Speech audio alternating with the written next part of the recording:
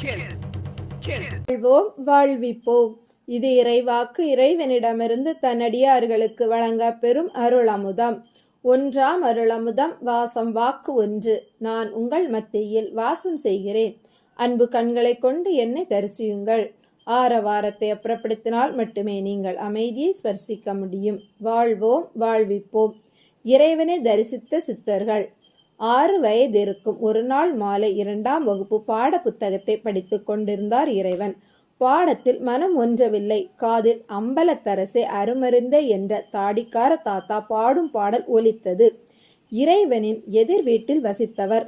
தாடிக்கார தாத்தா என்றுதான் அழைப்பர். குடும்பத்தோடு வசித்தார். ஆனால் எப்போதும் காவி வேட்டி, மேலே போர்த்திய காவி தொண்டு, உத்ராட்ச மாலை, நெற்றில் விபூதி பட்டை, நீண்ட தாடி, கொண்டை முடிந்த தலை, முன்தள்ளிய தொப்பை, சதைப்பிடித்த உடம்பு, 6 அடியை தொடும் உயரம், வெற்றிலை குதம்பிய சிவந்த கரை பிடித்த பற்கள் சகிதமாக ஒரு பக்தி பழம். முருக பக்தர். வள்ளலார் மீது அதீத பற்று.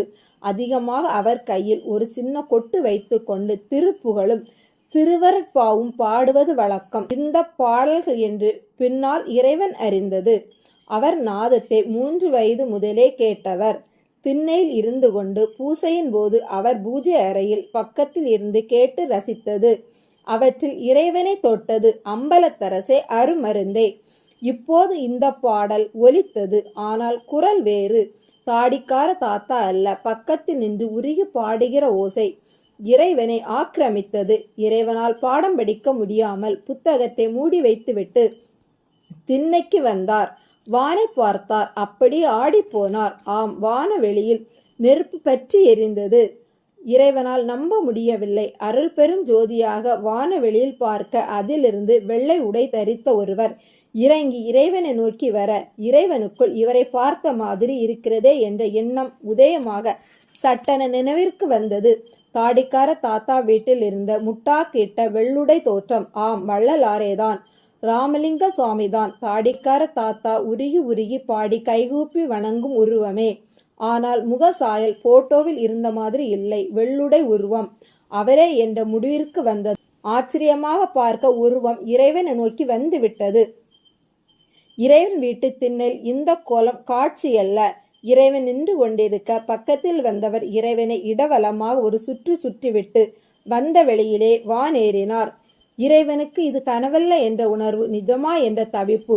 வானம் கலங்கமில்லாது ஒன்றுமே நடக்காத மாதிரி நீல நிறத்தில் அமைதியாக பார்த்து சிரித்தது.